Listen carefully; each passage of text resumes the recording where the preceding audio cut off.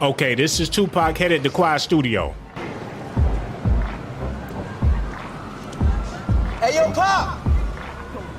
Yo, C's, what you doing here? Hey, yo, Biggie recording up here. Come through. How in the hell Oh, my goodness. is Lil C's just head out the window? Don't y'all got a studio session? Why is you daydreaming looking outside the window when y'all supposed to be in there working? He just so happened to see Tupac. That's what you call a lookout kid. They got him in every hood. Risk my life to give you documentations, girl. The music industry is evil. It been evil for a long time. People have been making sacrifices since forever. Little C's is going on and on about how much Biggie loved Tupac and Biggie ain't want no beef and Biggie is innocent. But when you a part of an evil industry, ain't no telling what you would do. Here go a picture of Junior Mafia with 666 vest on. Oh, my goodness. That's what tip they was on before Biggie got signed, before they even got involved with Puffy, before they even got involved with Tupac. Dudes running around Brooklyn with patches with 666 all over their clothes. So you can't tell me that they wasn't about making those sacrifices. You can't tell me Biggie wasn't evil with the type of music he made, ready to die. What make you think he wouldn't sacrifice somebody else? And not only do they got on 666 hoodies, Biggie got the pistol to Lil C's head. If Biggie is shoot Lil C's, then of course he'll pull a gun on Pop. And the reason why Biggie got a pistol to his head is because Lil C's was his minion since forever.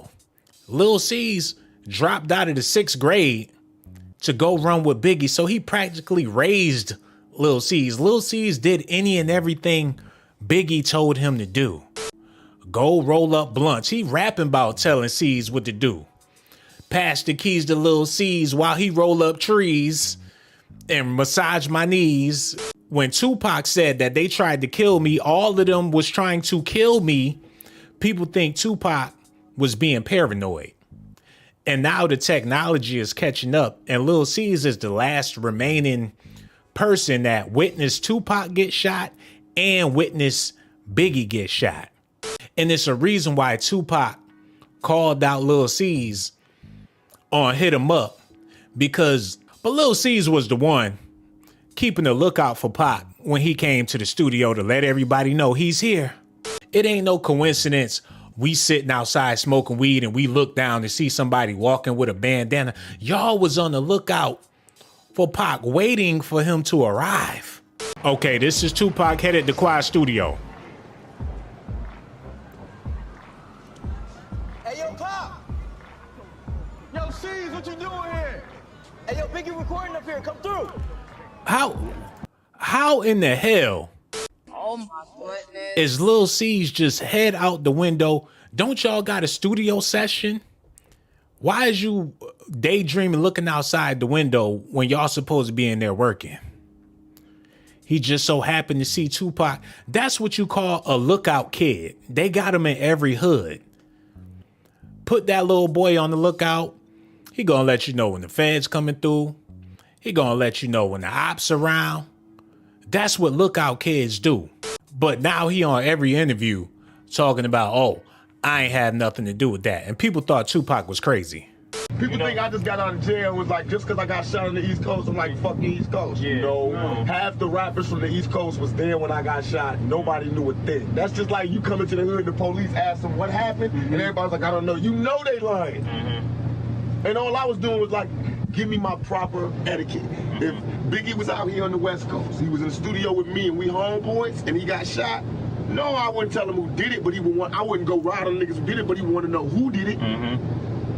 Then I'd be like, look, man, these niggas from Watts did it. This is why they want to talk to you. When. That's how I do it. Just like when the niggas from the 60s wanted to get a trench. I went to them personally and talked to them. I do it by the rules of etiquette. So I got shot. I'm like, yo, what happened? come see me in jail. Biggie all in the air talking about, yeah, Pac is my homeboy, wound, but not seeing me. My homeboy Stretch is going to Biggie's concerts. Niggas is like abandoning me. But all in the air and on TV, they like, yeah, Pac, rest, you know, keep the struggle on. I was like, yo, I'm starting to turn into like Slick Rick. The people that was involved in this situation had a lot to gain with Tupac being out of the picture. I'm talking about Stretch, Biggie, Lil C's. The night that Tupac got shot, Lil C's was working on his debut album with Junior Mafia. So they needed a breakthrough. And this is what people do in the music industry. They sacrifice you and make missing you songs. Whenever you hear a song about somebody missing somebody, they rapping about the person they sacrificed. Oh my goodness. Quad Studios. You saw Tupac coming in the building, correct? Yeah. What was going on? You went out onto the terrace and so on? Yeah. We was actually, it was the first Junior Mafia session that we had when we got signed. Okay. You know what I'm saying? We just got signed, and it was our first studio session, and we was in the recording Players Anthem. The night when they got signed, working on their first album, we finally made it. We about to record this album, but it ain't gonna go nowhere if we ain't got a sacrifice. Oh my goodness. Mind you,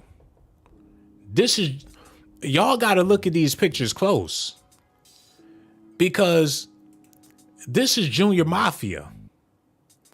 Y'all thought 3-6 Mafia was 3-6 Mafia before 3-6 Mafia. Look at Lil C's. All of them. Every last one of them. But Biggie ain't want no smoke. Biggie would have never sacrificed Pac. Biggie would have never did this. Biggie was already into the devil. And Pac had every right to get away from these dudes. If Pac felt like they was trying to kill him, it is not far-fetched. They was going to give that ass straight to the devil. This dude, Lil C's, he trying to cover his tracks because it's going to point to him. You was there. You seen Tupac when he was coming in the building. You was a part of it, bruh. What's going on? You went out onto the terrace and so on? Yeah. We was actually, it was the first Junior Mafia session that we had when we got signed. Okay. You know what I'm saying? We just got signed, and it was our first studio session, and we was in the recording Players Anthem. Clark Kent, you know, of course, you know, was in there, you know, because was partners with Big, with Undears, and Big and the Mafia. So we was all in there, you know, we all geeked up our first session, you know, we happy, we hype as fuck, you know what I'm saying? We got some advance money ourselves now, you know what I mean? Shit lit, you know what I'm saying? So me and Nino just went on the terrace, like, yo, let's go smoke. We're gonna go smoke one by ourselves. You know, it was a bunch of weed in there, like, yo, let them smoke. Me and you gonna roll up and go on the terrace. You know what I'm saying? And me and him were just sitting in there just having one of the moments like, yo, can you believe it? Like, yo, dog, like, oh shit, this shit really real. Like, yo, we got a deal. Like, you know, we just kids, we hype. You know what I mean? Yeah. And some told me to look over, because if you know, of course we high up, you know, I'm looking over and I see like a few dudes walking down the block. I see the bandana. He's always wearing that bandana and shit. So I'm like, He making it seem like he wasn't out there looking for Pac. Like it was just a coincidence. They was smoking some weed and Tupac just so happened to be rolling down the street and you noticed him because of his bandana.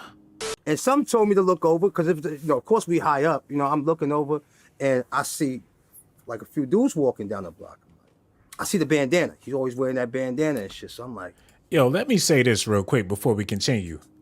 You know, like in movies and in cartoons, when it's a villain and when the villain die, his minion is still living and the minion try to tiptoe out and they be like, bring that ass back here. Oh my goodness. Remember when Tony Montana killed Frank and the dude was trembling and shit? He thought like, damn, Tony about to kill me too. He's like, you want a job, man? He's like, yes, thank you, Tony. That's Lil C's. He was in it all along, being a little minion for Biggie, giggling and rolling his weed and doing God knows what with Biggie. But when Biggie died, everybody looking like,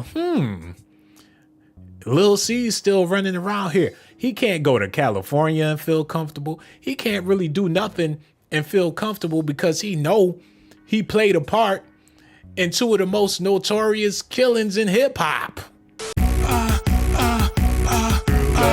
Risk my life to give you documentations, girl. I risk my life to give you documentations, girl. I risk my life to give you documentations, girl. I risk my life to give you documentations, girl.